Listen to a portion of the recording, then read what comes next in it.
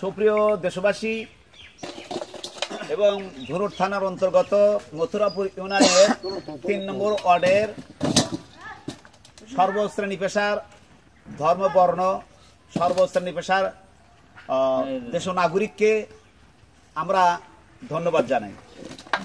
আজকে আমরা বাংলাদেশ জামাত ইসলামী মথুরাপুর ইউনিয়ন শাখা কর্তৃক আজকে আমরা এই রাস্তাটা মানুষের জন্য খুব বিকল ছিল, খুবই বিকল ছিল।